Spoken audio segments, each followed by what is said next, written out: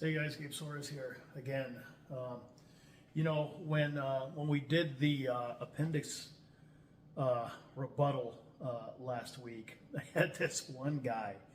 He obviously he's a devotee of that gentleman that calls appendix carry junk carry.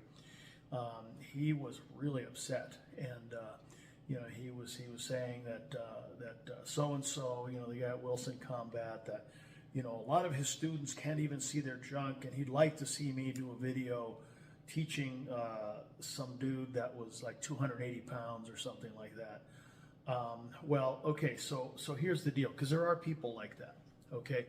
I don't see them very much in my particular classes anymore, because an instructor will tend to attract the sort of student that identifies with his persona and ethos and so on. Look, the thing that I'll say is this. It's not my job to put anybody down, okay?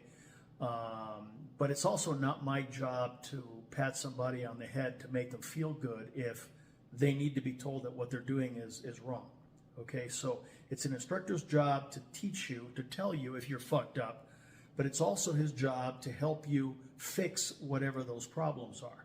So, if I had a student that came to class that was grossly overweight and everything like that, first of all, look, if he's unsafe, I'm going to make him sit down, okay? Because, like I said, I'm not going to sacrifice what I can give the other 19 that showed up prepared and fit and ready to go for the one guy that didn't.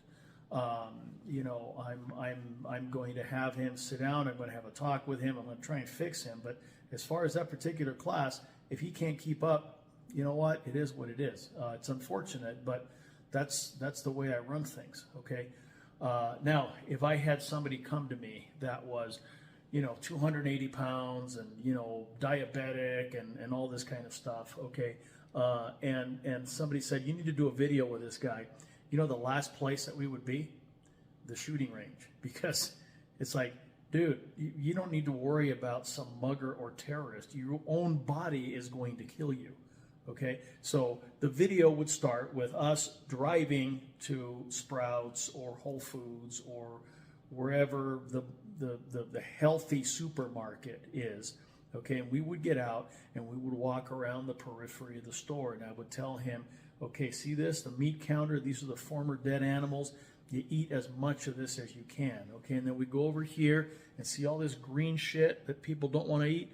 Eat this kind of stuff. Stay away from rice, stay away from pasta, stay away from bread, stay away from those donuts, and stay away from alcohol, okay?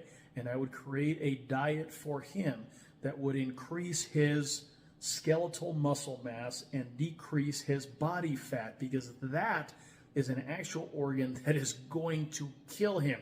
He doesn't have to worry about dying in a gunfight. He's going to die in a hospital bed with tubes coming in and out of him because his fucking body is turning against him. Okay? So that's what I would tell a guy like this.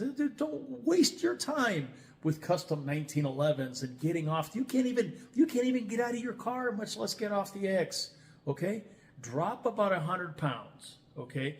Get your physical system in order and then come and talk to me. Otherwise, I can't do anything for you. Sorry.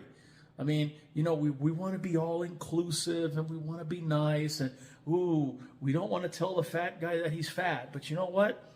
I think there's been too much of that bullshit going on, and so now you have an entire generation of people that think it's okay to be a sloth, and be a 25-year-old guy and have your guts spilling over your belt buckle. No, it's not okay. It's not okay.